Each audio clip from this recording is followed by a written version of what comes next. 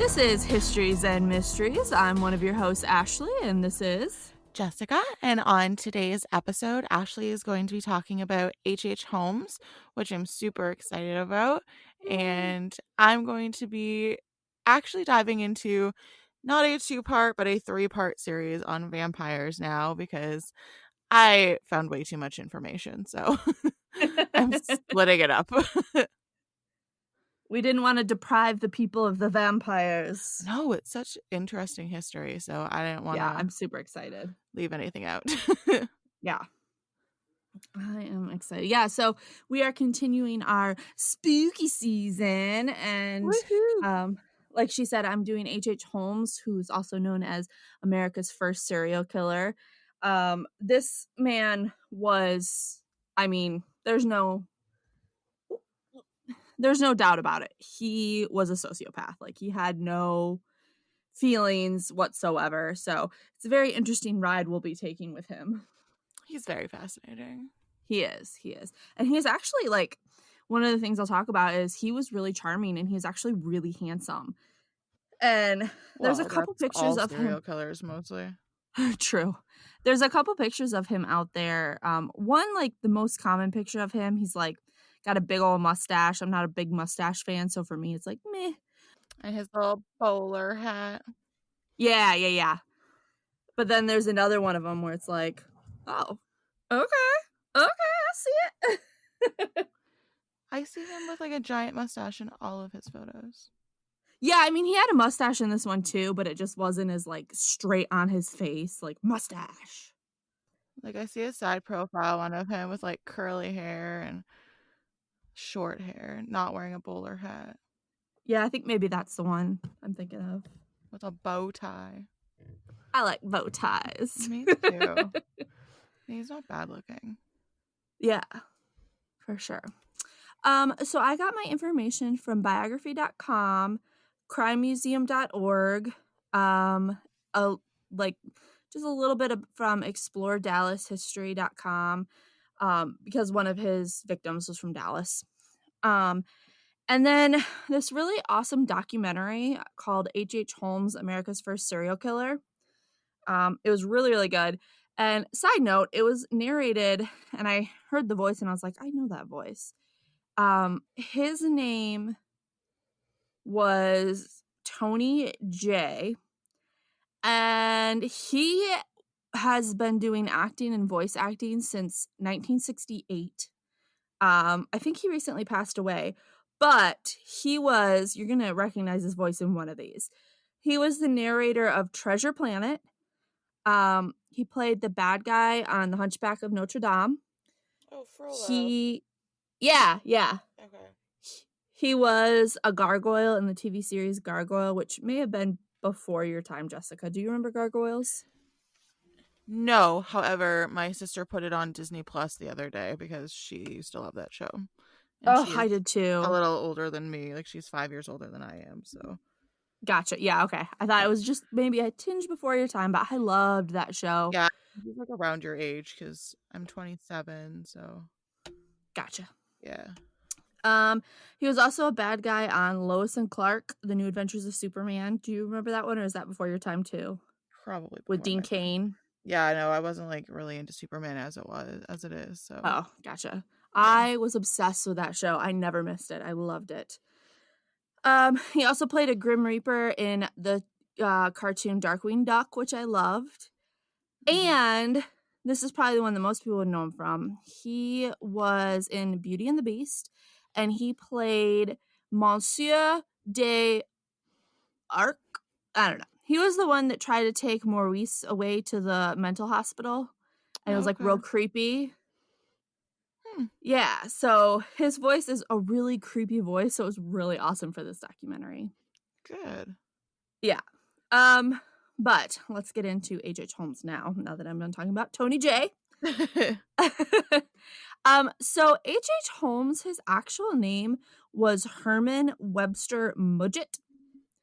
But yeah.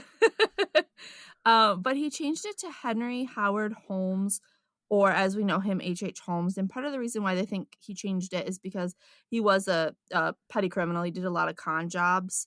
And so when he moves to Chicago, I think he was trying to kind of hide from some of those con jobs. But he was born in 1861, which I don't know, it really surprised me. I thought this happened like a much longer time ago, but it was like in 1861, which is not that long ago. 1861, right? Yeah. Okay. Yeah, I don't know why for some reason I was picturing like the 1700s or like the early You 1800s. know, I always pictured the early 1800s. Okay. Yeah, so he was 1861. He was born into privilege and he was said to be extremely intelligent, but because of this intelligence and the fact that his mother was extremely religious, and they said his father was a strict disciplinarian. So, I mean, let your imagination go with that. Um, so he was probably extremely smart, probably just a little bit different than the other kids. He was really badly bullied in school. Um, At one point, the kids in school dragged him kicking and screaming to this doctor's office, which I'm not really sure how they even got in, but somehow they got into the doctor's office and they like threw him in front of the doctor's like skeleton. You know, like a lot of doctor's offices have those skeletons. Yep. And he was terrified of it. Oh. Um, and for some reason, I don't know why he was terrified of it, but, this really, like, scarred him, and he said that it helped him to get over that fear, but I think, because 'cause you'll see later on, um, he does a lot around doctor skeletons, so I think that this really had a huge impact on his life. Um So, like I said, Holmes started out just kind of as a petty criminal, conducting small cons here and there to make money. Um, as we discussed in the beginning, he was very charming. He was really kind of able to talk his way out of things and, talk his way into things. He attended the University of Michigan. Gross. I went to Michigan State University. Go Green. But he attended their medical school where he started his first big con. So, as a medical student, he had access to a lot of cadavers, and these cadavers were donated to science, obviously, so therefore they wouldn't have family members looking for him. So, what he would do, this is actually kind of genius. Again, if he could have used his intelligence for good. Whew. But apparently back then it wasn't hard to take out an insurance policy on someone. Apparently you could just take it out on whoever you wanted. So he would take an insurance policy out on these people that he knew, and then he would fake their death and use a cadaver as their body. So he would like burn the cadaver or make it like unrecognizable and be like, "Oh yeah, that's George." And hey, you know what? I had an insurance policy out on him, and he would get the money. Wow. Yeah. That's Um. weird. Yeah. And I don't know like who he was taking these insurance policies out on, like if they were friends or like acquaintances or what. But he would pretend like they died and use a cadaver in their place. And he seemed to get away with this because he graduated, no problem, graduated medical school, which this documentary said that that's really, really unusual for serial killers to graduate school, not because they're not smart enough, because usually they are extremely intelligent, um, but because they just don't have the drive to do so. But he did. So he graduated medical school. Interesting. Yeah. And he moved to Chicago where he got his first job at a pharmacy. And the man he worked for, suspiciously a few months later, died of natural causes. I'm using air quotes here. And left the business to his wife. But Holmes convinced her to sell the business to him. And then she disappeared and was never found again either. He said she moved to California, but the story was never confirmed. And knowing what we know about H.H. Holmes, I can pretty much guarantee he probably killed her and her husband to get the Yeah. pharmacy. Um, So during this time at the pharmacy, he was involved in several scams. He would scam creditors. He would sell phony inventions. One invention was he would sell what he called mineral water elixir, but it was just tap water. Ha! Um, so he was making a lot of money that way. It reminds me of, Sweeney Todd. Yes, yes. Yeah, with the Pirelli's Miracle Elixir. Uh-huh. Smells like Yep. piss. Pits with ink. Yep. Yep. So That's because of funny. these scams and the money he was making, he was able to buy an empty lot across the street, which is where he would build his murder castle. And he would hire and fire several contractors and several construction workers so that no one ever really knew what the plan was for this house. So, like, he would hire someone to put up a wall, and then they would put up the wall and he would fire them. And then he would hire someone else to put up a staircase, and then he would fire them. So, Yeah. he was like going through workers so that no one ever knew the true final plan of this murder castle. Um, Also, random fun fact. During this time, this is when Jack the Ripper became really notorious over in London. Nice. I'm So, excited to cover him at some point. yeah. Yeah, I'm excited for that one too. He's so interesting. And just the fact that they never found him is just crazy. He's so fascinating. Yeah. So this castle was actually dubbed castle by um the Chicago people because it was so big. The first floor held different businesses, such as like a barber shop, there was a blacksmith shop, stuff like that. The third floor contained rentable rooms, Holmes's room, and like some business offices that you could rent out. But the second floor contained 35 rooms, and many were designed as killing rooms. There was an asphyxiation room where it could be locked down airtight, and he could what's the word I'm looking for? Where you like put gas in it. What do you mean? Like, it's like a gas chamber. Like, he Yeah, I keep closes wanting to the say vents and siphon stuff. gas, but not siphon. No, But you he can would like seep it in. seep in gas. Thank you. Seep in gas. I couldn't think of the word. Okay, so an asphyxiation room, which he could make airtight, and then he would seep in gas and basically, suffocate them. And he could watch. There's like peepholes for him to watch. He would have trap doors that had chutes that were greased up that led to the basement, so he could just throw bodies down there. He had numerous staircases and doorways that led to nowhere, so that if a victim did get loose, they would not be able to escape easily. And the basement was even worse because this was his torture area. Down in the basement, he had not only like I said, the torture area, but also the areas where he would dispose of the bodies. So he had acid vats where he could, disintegrate bodies. He had a lye area where he could also disintegrate bodies using lye. He had a crematorium where he could burn bodies. He had a stretching table, which he called the elasticity determinator, so that he could create a Ew. race of giants. Ew. Yeah, but What a little obviously that whack didn't nut. happen. I know, right? Obviously he didn't create a race of giants, he just killed people.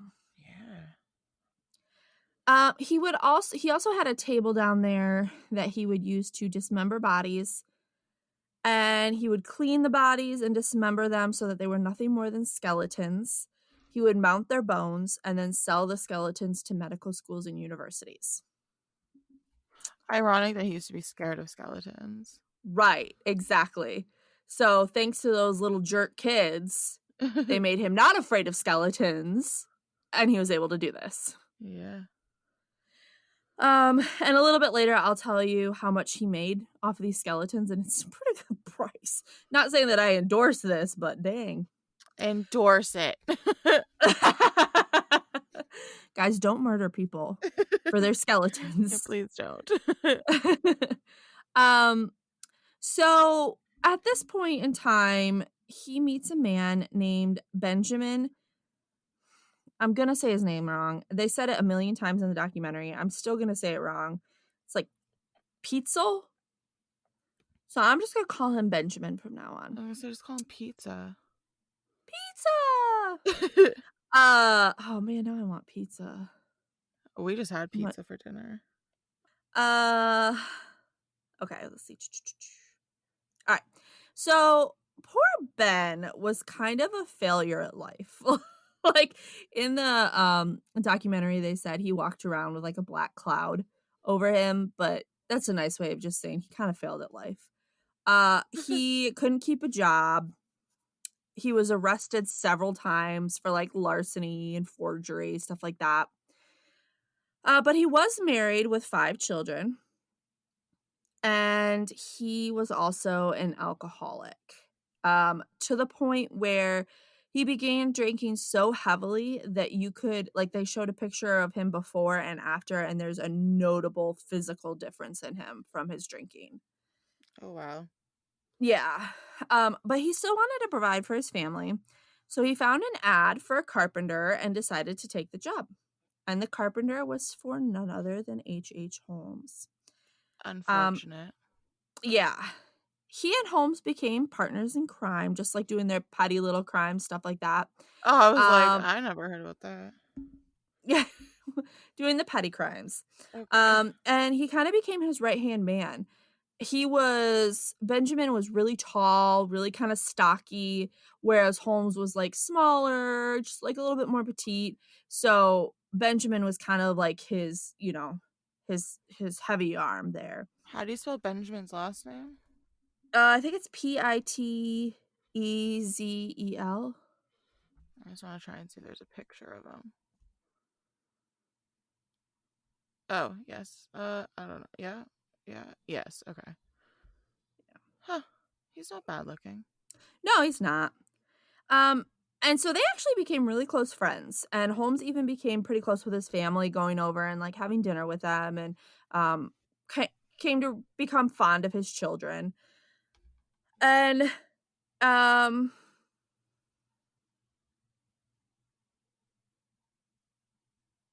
oh, my notes didn't make sense. I'm like, what is happening? It's like that sentence doesn't make sense. But yeah, so they became really close and became buddies and partners in crime and partners in work and all that good stuff. Well, in 1893, the Chicago World Fair came to Chicago, obviously, No. since it's the Chicago World Fair. And his castle was only a few miles from the fair area, so it was like a perfect place for tourists to stay. And it was a perfect victim hunting ground for Holmes because they were mostly tourists. So he could pick them off one by one and nobody would really miss them because their families knew they went to Chicago. And then that was about it. They didn't have like the cell phones like we have nowadays, stuff like that. So, um, they said a lot of times he would go to the fair, look for senior women, and say, "Hey, you know what? Why don't you come?" Senior women, excuse me, that flaunted their money because he wanted them to have money. And he'd be like, "Hey, why don't you come back to my castle and stay here, for a night or whatever?" And then they would never leave. Nice. Yeah. Um. So, like I said, in his room in the castle, he had access to these gas pipes that would seep the gas into the rooms. And he would turn them on, lock them in their rooms, and then watch them suffocate to death from a peephole. And like I said before, also, apparently he was quite the ladies' man. He at one point had 3 wives without any of them knowing about each other. Um, One woman named Julia Connor, who was Holmes's employee and mistress. Um, she lived in the castle with her daughter and soon became pregnant with Holmes's child. She told Holmes that he needed to marry her now that she was pregnant, and he said he would, but only if she would let him perform an abortion on her. Oh. She agreed, Oh, no. and she and her daughter disappeared. Oh. A week later, he sold a skeleton to a college. I wonder whose that was. Interesting. So he sold the skeleton for $200, and adjusted for inflation, that would be $5,720 today. Holy crap. Yeah, so he got about almost $6,000 for that skeleton. Wow. Again, don't murder people for skeletons, but that's insane.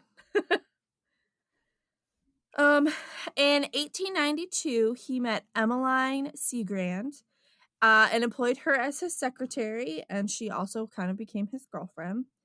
And he sent her into a vault to retrieve some papers. When she went in, he locked her in and watched her suffocate. 2 weeks later, another college received a female skeleton. And so, like, at this point, he's just killing for the heck of it. Like, there's no rhyme or reason to it. In 1893, a lady named Minnie Williams, who was the one from Dallas, became his new secretary and eventually his newest girlfriend. Minnie was different, though, because she was the beneficiary of a property in Fort Worth, Texas, worth over $40,000. So again, adjusted for inflation, it's about $1.14 million. Wow. So Holmes quickly murdered her and also her younger sister after Minnie had signed the property over to Holmes. And Oh my goodness. so, yeah, and so I was kind of looking into her a little bit more because I was like, well, why would she sign the property over to him? Yeah. And one of the websites said that she was plain looking, so she was just like happy to be with someone, which that's rude. I love those comments. I know, gosh. But it does seem like it was just kind of like any other abusive relationship where he took control Yeah. and she kind of did whatever he told her to do. And it was said that they were married. She thought she was married to him, but there were never any records of the marriage. So either the records were lost or Holmes just like set up a fake marriage, which I wouldn't put it past him. Well, of course. Yeah. And in 1894, he met a woman named Georgina Yoke, and she actually became his third wife, like actual marriage, third wife for real. And, but he married her under a different name, Henry Mansfield Holland. Not really sure why, but he did. And she lived out her life. No issues there. She wasn't murdered. And apparently his two other wives, anyone that he like officially legally married, they were fine. They lived out their natural life, no problems. So apparently he believed in the sanctity of marriage, I guess. I don't know. That's weird. Yeah. As time went on, Benjamin, Holmes's right-hand man, his drinking got worse and caused the two to argue most nights over money. And at this point, Benjamin knew of Holmes' murders and tortures. Okay. And as his drinking became worse, Holmes was afraid that he would let the information slip, like on a drunken binge or whatever. So at this point, Benjamin's life was doomed. You know, once Holmes was kind of worried about him, that was it. It was over. Yeah. And somehow Holmes convinced Benjamin to take out a large insurance policy on himself and add his wife as the beneficiary. And then the plan was that they would stage Benjamin's death. Holmes would substitute a cadaver like he had previously done. Then Benjamin would disappear for a while, only to resurface to collect the money and split it with Holmes. I don't really understand how this works because I don't understand how insurance works. But for 1800s insurance, but for some reason, Benjamin had to die in Philadelphia where the insurance company was located. I'm not really sure if that has to do with, like, getting the claim faster. I don't really know, but That's so weird. yeah, so they decided to head to Philadelphia. Um, and during their trip, along the way, they were still committing, like, small crimes and cons and that kinda stuff, and, um, I guess they kinda went all over. It took a couple months to get to Philadelphia. On the way, Holmes attempted to commit a con in St. Louis, but for the very first time, he was actually caught. Good. Yes, and he was put in jail. And this is essentially what will get him caught in the end. So, in his jail, his cellmate was a notorious outlaw named Hedgepath. That was his last name. And Holmes told him about the insurance plan he cooked up, not really sure why he would tell him that, but he did. And Hedgepath told Holmes about a crooked lawyer that would help him to collect the insurance money. So Holmes said that he would send back $500 to Hedgepath for this referral once he got the insurance money. So keep that in mind. Okay.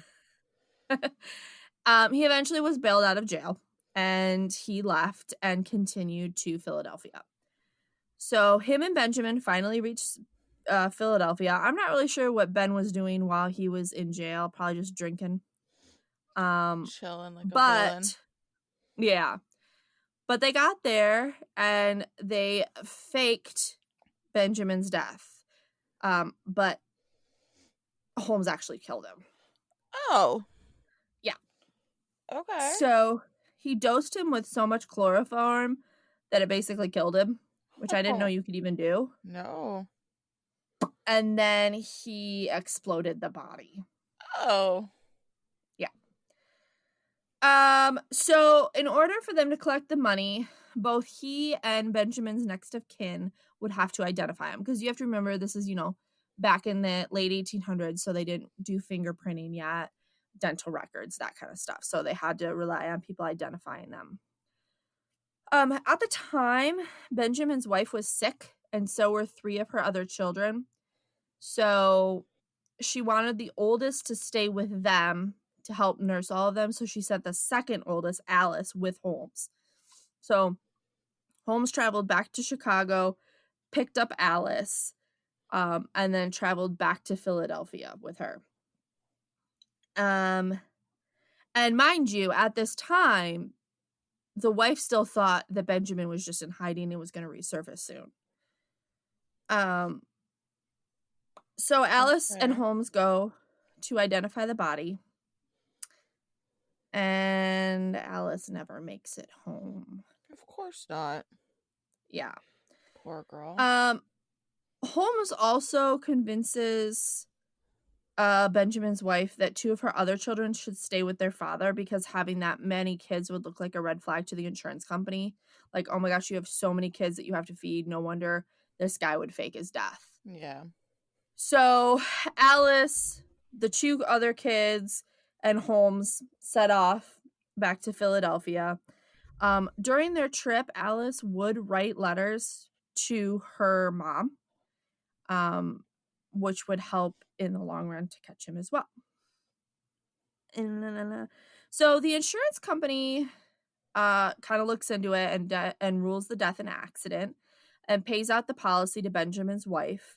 But somehow Holmes manages to get a hold of most of the money.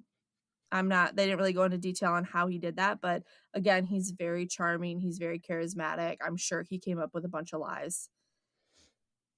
And he's traveling around with their kids, and he's supposed to rendezvous back with the wife and Alice. Now, one of the mistakes he made is that, remember how he promised to send Hedgepath $500? Yes. He never did. No kidding. Right. And Hedgepath read about Benjamin's death in the paper, so he knew it happened. Yeah. And he was like, hey, where the fuck's my money? Yeah. So he was pissed and called the insurance company, was like, yo, this was faked. He confessed it to me. So the insurance company sent out these detectives known as the Pinkertons. And apparently these were like the detectives of the time. Yeah. They were known to track criminals all over the country if needed. They thwarted an early assassination attempt on Lincoln and even started using mugshots and creating like the database. Like they were the first ones to really utilize that. That's cool. Their slogan was "We never sleep." Oh, me So, neither. are you a really good detective? In my own ways. I have to do a lot of research at work, so I guess I'm a pretty good detective. There you go. Yeah. So in 1894 in Boston, they finally caught up with Holmes and they arrested him. He was brought to Moyer Mincing Prison in Philadelphia and tried for a conspiracy to cheat and defraud the insurance company. Holmes pleads guilty but insists that Benjamin committed suicide. He didn't murder him. He's like, yeah, we did the, defrauding, but he actually committed suicide. Like, I did not murder him. Okay. But the one thing the court couldn't determine was, where were the kids? Yeah. They were supposed to be with him. Yeah. Right? So apparently he kept making up different stories. Like, oh, well, one of the stories they said he made up was that they were staying with their father, but their dad was dead. That's what the court case was about. So I'm not really Yeah. sure how that one works, but That's he weird. kept making up different stories. And so they finally assigned a detective to the case that was going to follow Holmes's path to see if he could like locate where the kids were. Yeah. And he used the letters that Alice wrote to her mom to track the path because she would write like what city they were in at the time. Yeah. And Holmes was an idiot and he never sent them to her mother. So he had all of them. So when he was arrested, they confiscated all those letters. So they had him right there to track the path that he took. Oh, good. Yes. And during the detective's journey, he managed to find all 3 bodies of the children.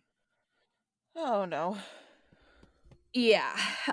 And so after they found the bodies, everything kind of went downhill for Holmes because they were like, oh, so you murdered these children. Like, what else are you doing? And that's when the Chicago police decided to search the castle. Good. Yes. They found his torture chambers. They found bones that he didn't sell. They found his acid vats. They found his wooden dissection table covered in blood. They found women's undergarments covered in blood.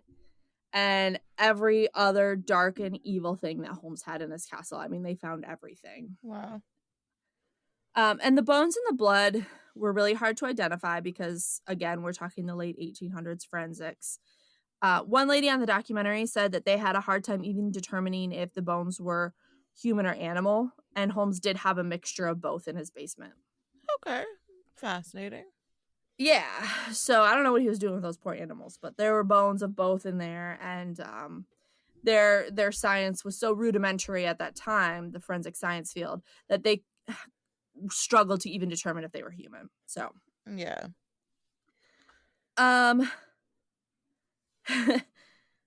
People like us, you and me, Jessica, who are sick, wanted to visit the castle. That's typical. And some people wanted to turn it into a murder museum, which again, I can see you I'd go and there. I both going to. I would totally go. But exactly. But some citizen didn't want to see it turn into this, and he ended up burning it to the ground. Oh, what a rude jackass. Yeah. Which, in the long run, is probably for the best because I can't even imagine the amount of evil that was inside that castle. Yeah, but like imagine how fascinating it would be to see that in person and not just have to like read about it or listen to it. Like you could Yeah, actually see these different rooms. Like it would be so fascinating. it really would. Yeah, but it's gone. Burnt it to the ground. Yeah. While Holmes is in jail, he writes an autobiography called Holmes's Own Story, Okay. where he basically tried to vindicate his name. He's like, I didn't do any of this. Okay. Yeah. Did you But read he it? obviously, huh? Did you read it? No, I did. I don't know if you can like get it anymore. You know what I mean? Because it was Yeah. so old. I don't know if they published it or anything. Ugh, Um, too bad. yeah. So obviously it didn't matter. They didn't believe him. He went to court. Yes. And he basically turned the trial into a circus. On day one, he dismissed his counsel and said, I'm going to be the lawyer. Always like a smart idea. Right. I mean, these serial killers, they always think they're smarter than everyone. I look at Ted Bundy did the same exact thing. Yep. Um, and Benjamin's wife takes the stand and she just starts sobbing. I mean, obviously, she lost her husband, she lost 3 of her children. Everyone in the courtroom is crying with her, including the judge. Like, it's a really sad moment, except for H.H. Holmes, who is not crying at all and is said to be doodling. Oh, fun. Yeah. Um, so Holmes' most recent ex-wife, that Georgina lady, also testifies, and that's when Holmes starts bawling. Oh. And the guy in the documentary said, he's like, I think he did it because like everybody was bawling at Benjamin's wife's testimony and he's not, and he looks up and he's like, oh crap, I probably should have cried. I need to show him I have emotion. So then when his ex-wife comes up, then he's like, oh, it's so sad. Ugh. But it didn't work, and he is found guilty of murder in the first degree, which back then means hanging. So he gonna Perfect. get hanged. Good. And this is weird. So before his death, while he was in jail, like awaiting the gallows, he was offered a lot of money to confess, which from like local newspapers because they wanted his story. Which like, why? Why does he need money? He's about to die. Yeah. But he decided to take it their up on their offer and confess to everything, including a few extra things. Well, I mean, it kind of goes along with that mentality of the serial killers, right? Like they want to be known for what they did because they're so sadistic. Yeah, yeah, So, that's true. He did say that for the children, for the boy, he suffocated him and then cut his body into pieces and then burned it. For the 2 girls that were with him, he put them in a large trunk, sealed it up, filled it with gas, and suffocated them. And then he dug graves and stripped them naked and buried them. that is such a weird way to like mass kill people. Yeah. Well, and it was weird because he had a quote about like nothing between their naked bodies but the ground or something like that. It was really Ew. odd. Yeah. Um he also wrote that since his imprisonment his features were changing and he believed that he was going to resemble the devil. Okay. So, there's that. Um So on the day of his execution, he was standing on the gallows and, they say, do you have any last words or whatever? And he recanted everything. He's like, oh, you know what? Actually, I didn't murder anybody. Oh my So just so you goodness. guys know. What a But brat. obviously, yeah, it didn't matter. And he was hanged on May 7th, 1896 at the age of 34. Wow, so he Um, started young. yeah, yeah. He was like, I think he was like 9 days away from his 35th birthday, but yeah, he was, I mean, so he had to have done. No, I mean, but like he started young. Yeah, yeah, because he only was 35 when he died, so Yeah. all that stuff happened earlier. Wow. He requested that he be buried in a big slab on concrete so that his body and brain couldn't be studied. And he is thought to have killed at least 9 people for sure, up to 20 people, or up to 200 people, it's been said, but there's really no way of telling exactly how many people he's killed. And I wanted to leave it on this quote from him. He said, I was born with the devil in me. I couldn't help the fact that I was a murderer, no more than the poet can help the inspiration to sing. I was born with the evil one standing as my sponsor beside my bed, where I was ushered into this world, and he has been with me ever since. Ew. And that's the story of H.H. Holmes. Good story. Thanks. I liked it. He's a Thanks. little crazy pants. He's the very crazy pants. Ugh, don't like that. Vampires. This is going to be my my second part of my three-parter. um, because yeah, I found way too much information, so it's now no longer a two-parter, it's a three-parter. Sorry, everyone. So they may be the best known classical monster of all time, like the vampire, like we see it Yeah, I think everywhere so. in media everywhere. So I think it's safe Mhm. to say they're the most well known. So, as mentioned in last week's episode, most people attribute the start of vampires to our good pal, Vlad III, or Dracula. Yes. Our And I'm good just gonna, pal. yeah, our good old pal.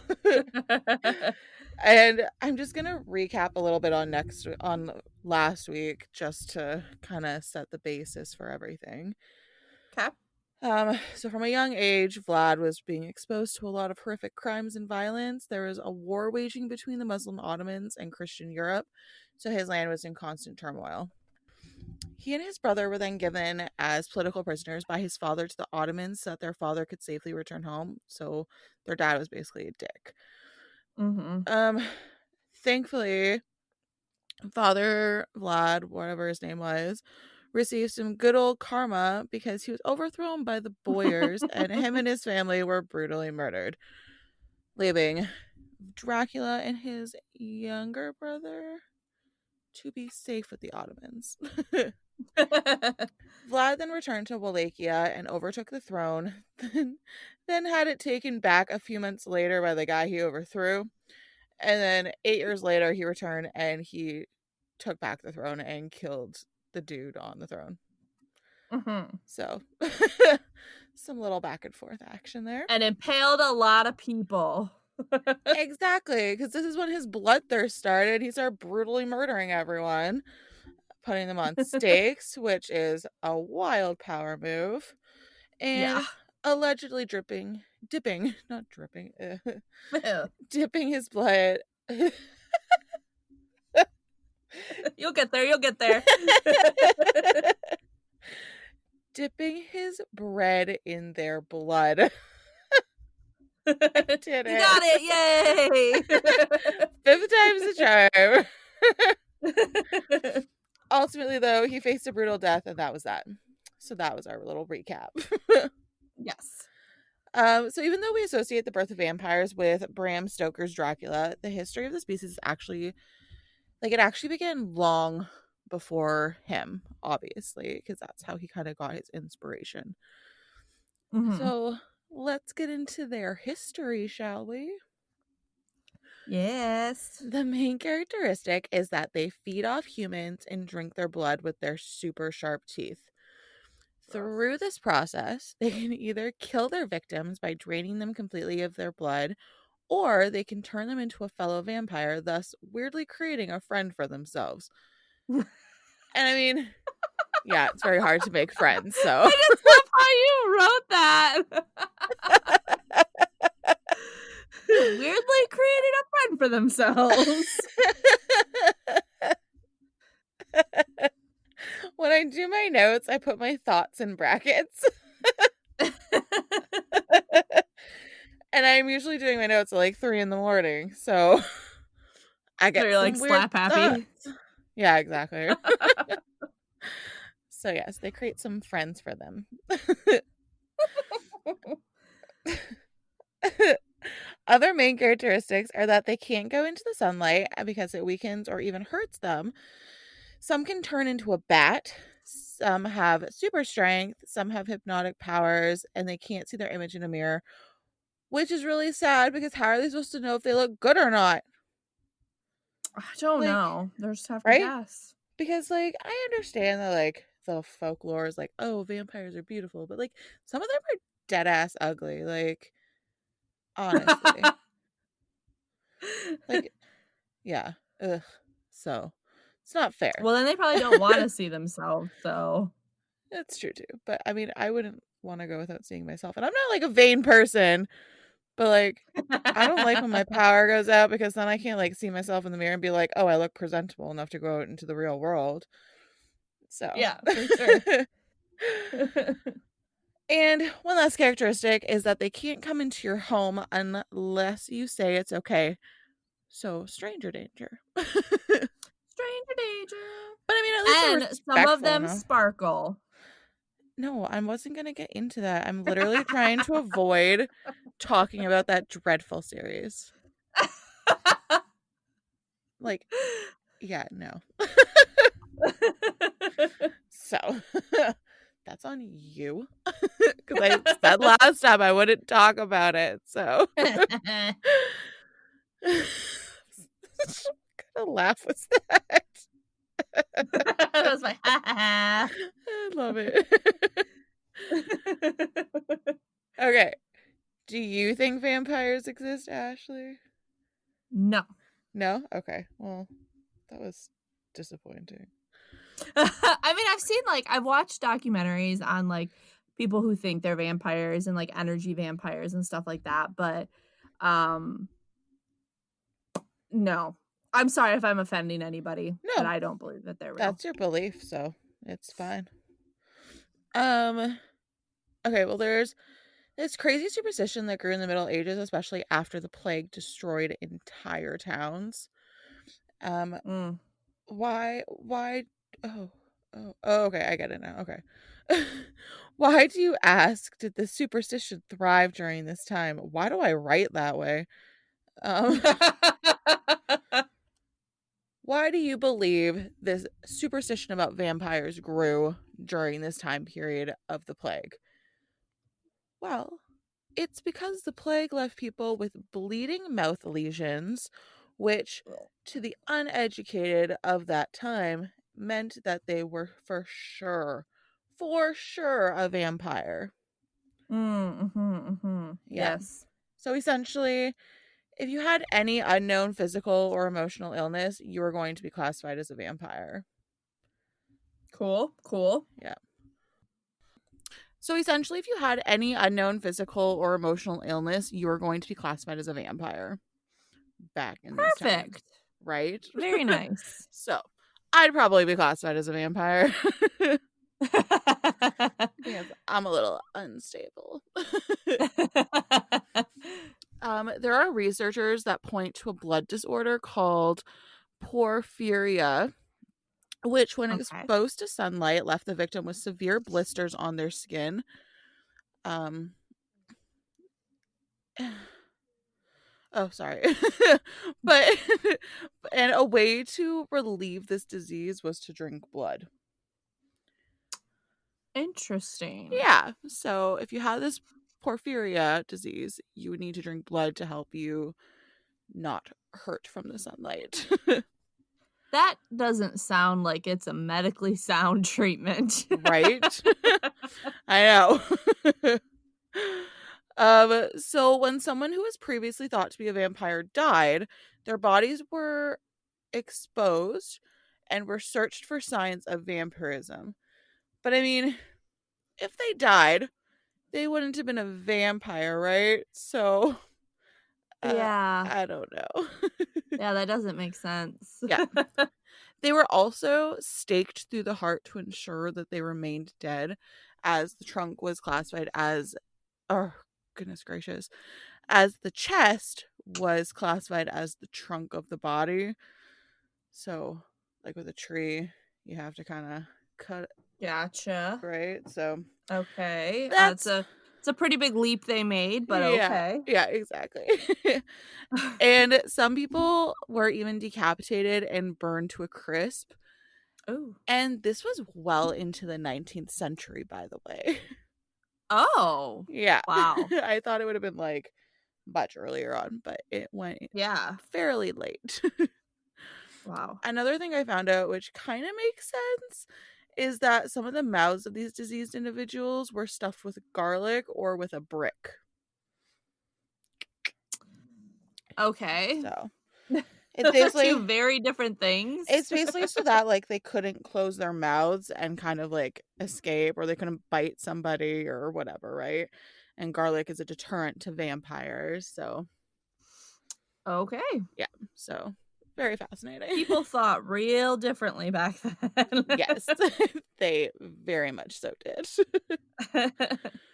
If you failed to unearth a vampire and deal with them with whatever method you deemed best, you just needed to carry salt around with you. And if a vampire was chasing you, all you needed to do was spill the salt behind you, because it was a belief that the vampire would then need to stop and count each grain before continuing to pursue you.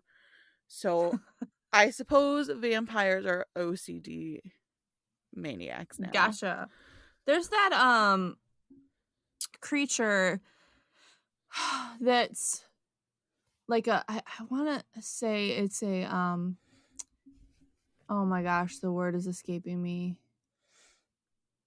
It's a gullah. It's a gullah creature that comes and sits on you and paralyzes you at night. But if you put like a colander or like rice around your bed, they have to stop and count it, and then the sun comes up and they disappear. Oh, weird. Never even heard of them. Yeah. Interesting. But, anyways, so yeah, they're OCD central. I don't know, I guess. um, the most thoroughly documented case of vampirism came from a medical officer dispatched to a small village in Serbia in 1732. 40 villagers were exhumed, and 13 bodies were found to be vampires. Oh wow. Blood was coming out of their mouths, their nose, and where the stake had been plunged into their heart. This doctor was over the body of a young peasant woman who was clearly a vampire, as she was quite complete and undecayed, even though she had passed away a couple of months prior. Oh. Her blood had not coagulated, and her internal organs were still intact and fresh. Further to this, her skin was described as being fresh and vivid. It is because of these observations that she had risen from the grave and feasted on the living, and that's why she was in such good shape for someone who had been deceased for so long. Okay. Yeah. I know my new plan, my new healthcare plan. Exactly, just feast on some blood. After these observations were made of this woman and the 12 others identified as vampires, their heads were then removed, and along with their bodies were all burned. Gotta make sure. Exactly. The Serbian villagers explained to the doctor that the first to be turned was a former soldier who had fled his post after a vampire there had been bothering him. He then settled in their village. He made a very oh my goodness gracious. My dog is like on top of me, so my laptop's 1,000 miles away. He then settled in this village. He met a very sudden and unexpected death.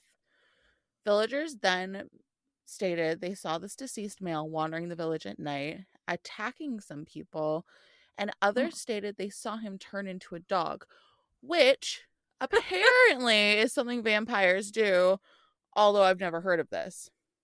They turn into dogs or just Yeah. like animals in general? No, they turn into dogs or bats.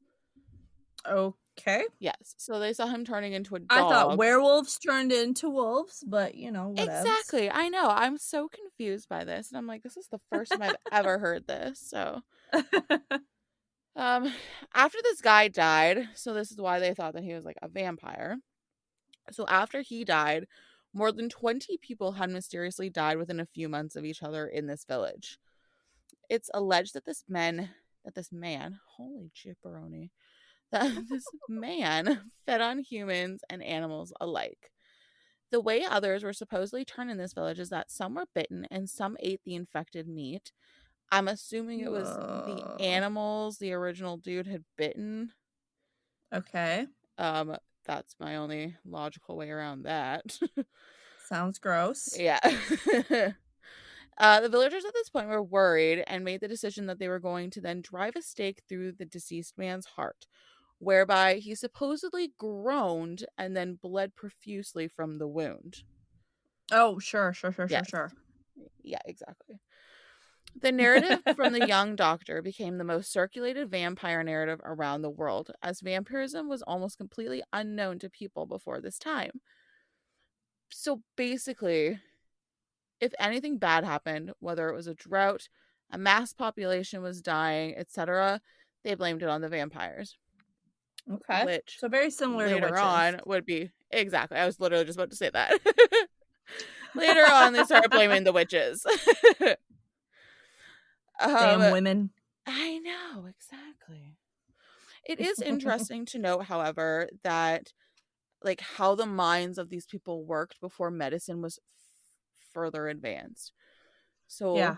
they created this wild phenomenon that is still prevalent in modern time, simply because they didn't understand how decomposition worked or how disease was transmitted. So Yeah, the that's science, that's a great point. yeah. So I'm gonna go into that a bit more because it's very fascinating. Okay. I'm gonna be quoting a lot because I didn't want to take anything away from the explanation by trying to paraphrase. And you are not a doctor, so I understand. Exactly. So the science behind decomposition is even misconstrued and misunderstood even today. So imagine what it was like back then when they knew almost nothing about the process. Yeah. So a UCLA historian notes decomposition begins at about 50 degrees Fahrenheit, which is 10 degrees Celsius, and occurs most rapidly at temperatures ranging between 70 and 100 degrees Fahrenheit, which is Okay. 21 and 37 degrees Celsius. However, the temperature, even just a few feet below ground, is usually much lower, and decomposition occurs on average 8 times more slowly than on the surface. In the case of the Hmm. Serbian village cemetery, it would therefore be unsurprising for bodies that were exhumed in January with average surface temperatures at just below freezing, or sorry, at just above freezing, to remain relatively intact for weeks or even months. Okay. Well, and that's when you said that, that was my first thought is maybe she was placed in a refrigerator. Yeah. So it's basically because she died in the winter months. So, Gotcha. Okay. furthermore, because the bacteria that causes decomposition feed on the protein rich content of the blood, if there had been significant hemorrhage, as would occur in a violent death or a sudden accident, the process would be significantly slower as well. Hmm. This fact may have only reinforced these folk traditions, since it would be expected that violent or rapid deaths were somehow unnatural to begin with. However, the most common way that vampires were identified was when liquid blood was seen around the corpse's mouth, nose, or ears.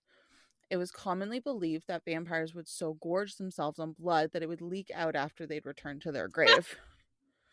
Yeah. That's usually what happens to me when I gorge myself on donuts. They leak out. Or you're Danish. Or my Danish that I had to hide the evidence. Yeah. I do that with my sea salt caramel donut. Well, the only reason why I had to hide the evidence is because I literally just ate another thing of Danish a couple days ago. Oh my goodness, I love it. So this guy goes on to state, in actuality, during the normal process of decomposition, the lungs become loaded with a dark red sanguineous fluid Ooh. and the brain liquefies. Mm. So, depending on the orientation of this body, so like how they're positioned in their grave, this liquid would have leaked out as if it was acted on by the pull of gravity. Okay. I- Ironically, individuals suspected of being vampires at the time of burial would usually be placed face down to make it harder for them to find their way to the surface. When these individuals were later exhumed, the red fluid in and around their mouth or nose would only confirm the original assumption. Mhm. Because if they're facing down, the gravity pulls all that liquid out of them. Mhm. So, Yeah. add, yeah, exactly. Yeah, that makes sense. So, add to this the eruption of sanguineous fluid when a stake is hammered into their lungs, an event that can emit sounds from a low groan to a high pitched scream as Ah. gases are forced outwards. And the misinterpretation would be complete at that point. Yeah, okay, so that makes sense, like, they don't really understand any of that and how that works. I can see where you would see that and hear that and be like, "Oh my gosh, that's the undead. Yeah, exactly. So it's basically just normal science behind decomposition.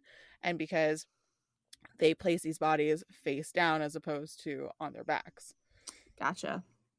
Yeah, that Yes. makes sense. I can see why they would believe that.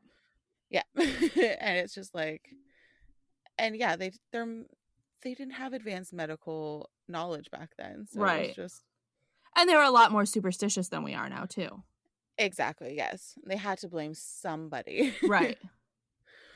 So essentially, depending on how well sealed their coffins were, whether they were buried in winter versus summer, would depend on how quickly they decomposed. However, back then it was believed that you would decompose almost immediately after death. So Oh. these these were wild times for these villagers. They're like, "None of this makes sense." Yeah, so they're like, this body is supposed to be completely decomposed. They died yesterday. When in actuality, depending on when they're buried, it depends on how quickly they decompose. Yeah. While most was unknown about death and decomposition, as I've mentioned, there was also much unknown about mental illnesses. Because, Mm. duh, we used to torture people to try and better understand them. You're right, we barely understand them now. Exactly. So, some diseases which could have been construed as vampirism were tuberculosis, Okay. schizophrenia, and even rabies. Okay, I can see that, yeah. Yeah, so all of these would have produced behavioral changes which would make people think they were possessed by something else. Yeah. The rabies theory is fairly interesting because those that were inflicted with it would charge at people, biting and tearing Mhm. like they were some wild beast. Yeah. Yeah, it makes sense. Yeah. So these rural villagers had a lot of contact with wild animals, and so the Mhm. transmission and pass along of this disease wasn't very uncommon at that time. Gotcha.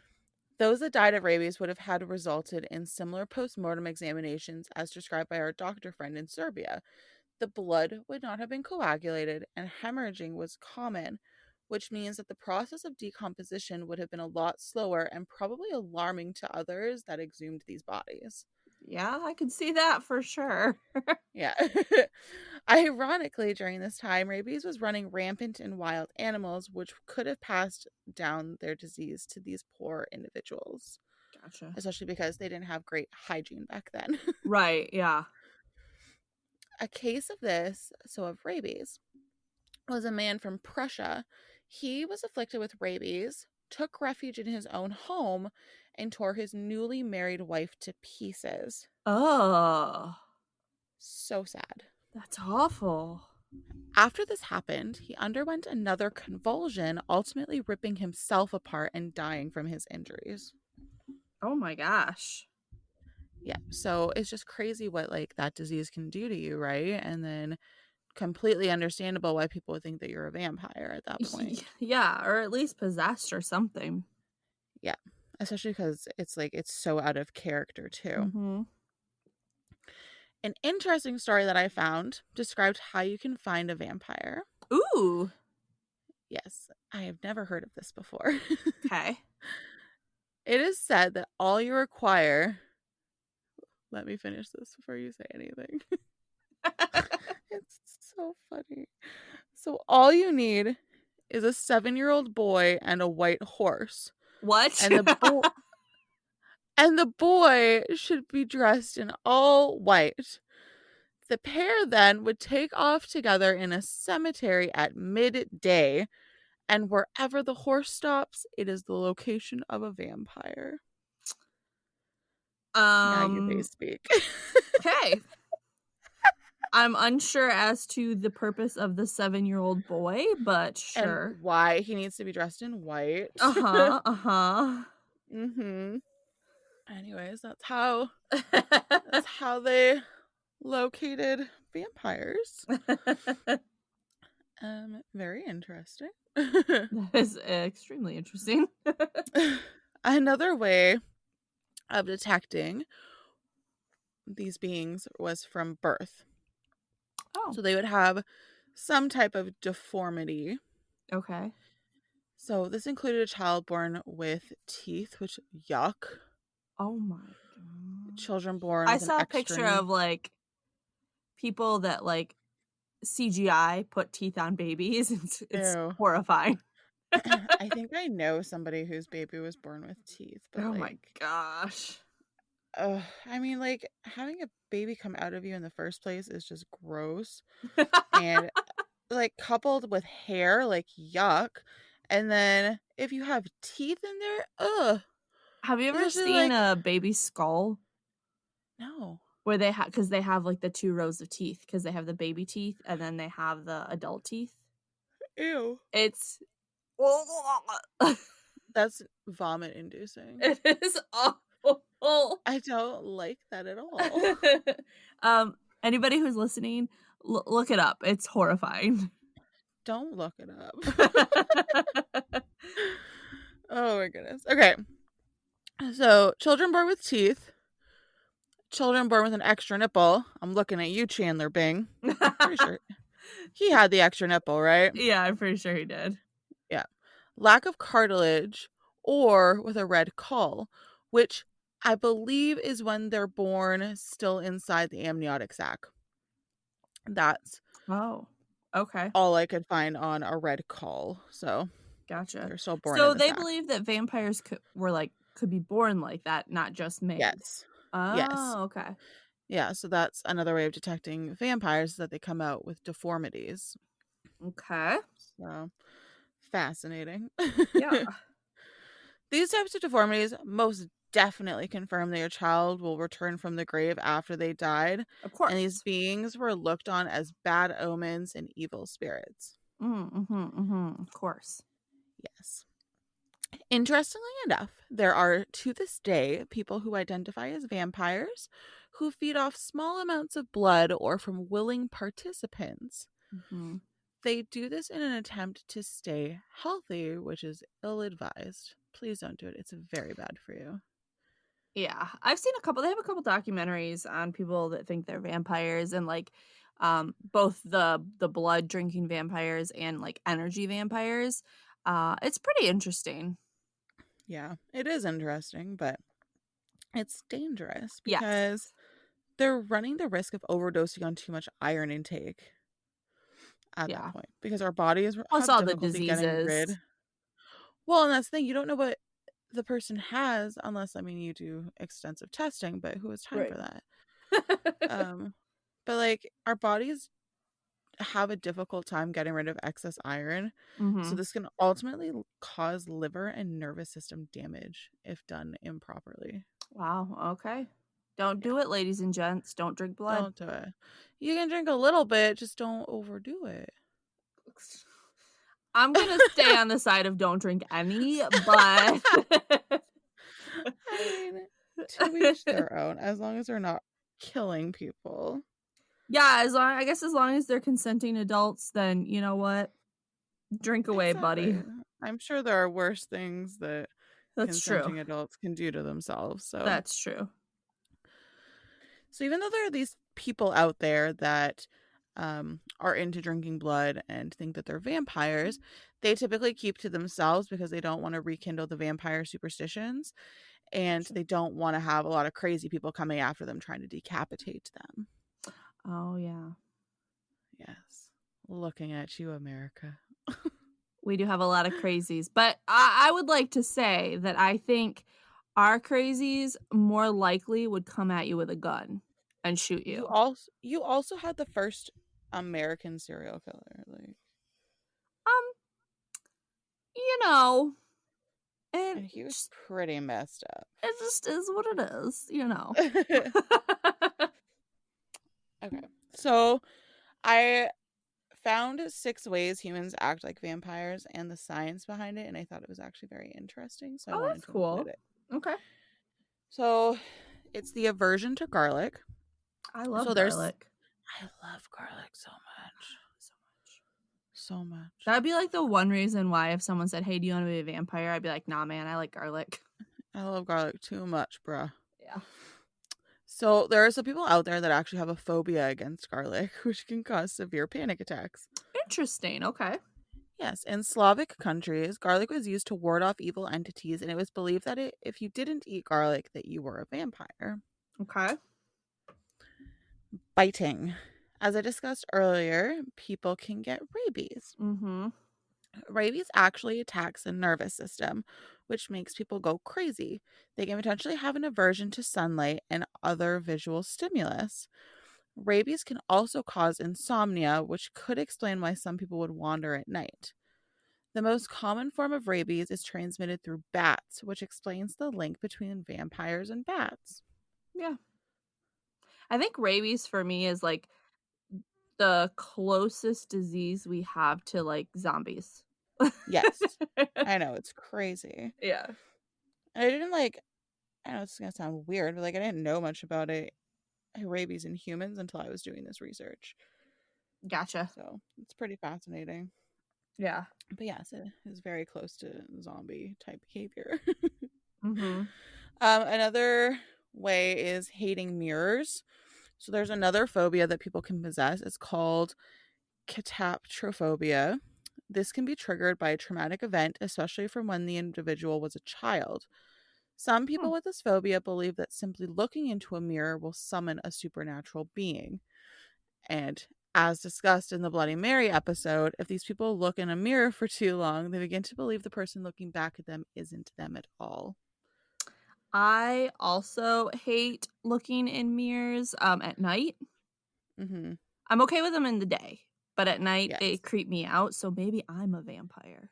maybe. But you don't stay up at night because you're a grandma. I used to be such a night owl, and now I am just tired all the That's funny. time. In my defense, That's I have low thyroid, so I'm tired all the time. That's a good excuse. I like it. It's real. Uh, I'm on medication. I believe you. Being unable to stand the sight of a mirror is also another rabies symptom, which is fascinating.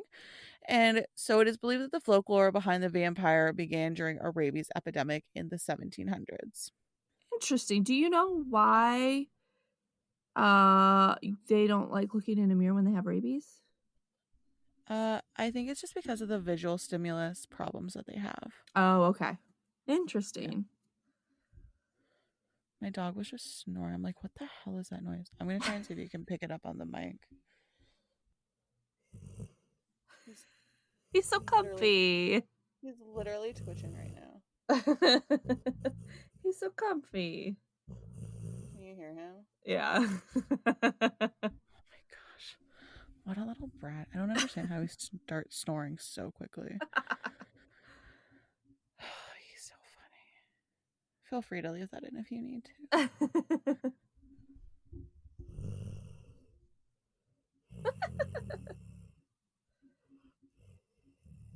Oh my god, he's so cute. Okay, so another way is Count Dracula. There's a condition called arithmomania, which is the excessive need to count things, which, let's be real, I do not have because it would just make me cry. That's like the Count on Sesame Street. I was just about to get into that. Oh, sorry. So it's believed, as discussed earlier, that to deter a vampire, you had to throw salt or seed onto the ground behind you, and the vampire would have to stop and count every grain of what you dropped. Uh-huh. This is why the vampire Muppet on Sesame Street is obsessed with numbers. And if Hmm. there's nothing around him to count, he will resort to counting his fingers. Another point is having fangs. Oh, yeah. There is a rare genetic disorder that is called, let me get close to my screen, hypohydrotic ectodermal dysplasia, which affects tooth development. Okay. With this disorder, teeth grow abnormally, and most are actually missing, leaving only the canines to grow in, which oftentimes grow in points. Oh gosh, those poor people. Yeah. The final way is scorching. This is yet another rare genetic disorder, and it's called xeroderma pigmentosum.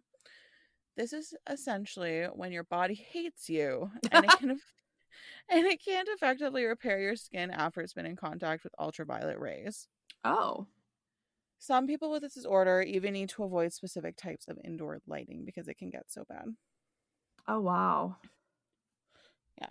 So that was that. And then, so I was going to do the vampire apocalypse calculator thing to see how long we would survive in a vampire apocalypse, because there's a physicist, his name is Dominic Cernia, and he created this calculator which calculates the probability of human versus vampire survival based off a number of different factors. Okay. We'll include the link to the calculator because I wasn't able to figure it out because it was confusing as hell. So, if you want to try it and you want to figure it out, we'll provide the link in our show notes Cool. because it's super confusing. And I forgot to give my I pulled an Ashley and forgot to include my sources at the beginning of the episode. So Hold a me. you're very known for doing that. I don't know So what I'm you're referring to, Jessica. So I used history.com, Live Science, and the author was Benjamin Radford, Scientific American, and the author was Eric Michael Johnson. I used Live Science again, and the author was Rami Molina. And then I used the Omni calculator for the thing, for the apocalypse calculator thing. The thing. The thing. So I worked all night. I'm like my dog. I wish I was snoring on the ground right now. So, Oh, well, that was but anyways, really interesting. that was my second part of my third parter. Yay! I'm excited for the And third part. I think vampires are so interesting, and just like how we get our different folklore is just really interesting to yeah, me. it's very fascinating, and it's just it's crazy. So, Yeah. Well, if you but want more of us lovely ladies, you can find us on social media. We are on TikTok, we're Histories and Mysteries Pod. We are on Instagram and Facebook. We are just Histories and Mysteries, all spelled out. And you can email us at historiesandmysteries515@gmail.com. Email us with any stories you want to share, any suggestions you have for improvement, anything like that. We are always open to hear. If you like what you hear, please give us a review on Apple Podcasts. It really helps us out to get a little bit more out there and a little bit more known. And I think that's it, right, Jessica? yeah, that's everything. And we hope to bring you 2 more fun stories next week. Awesome. Bye. Bye.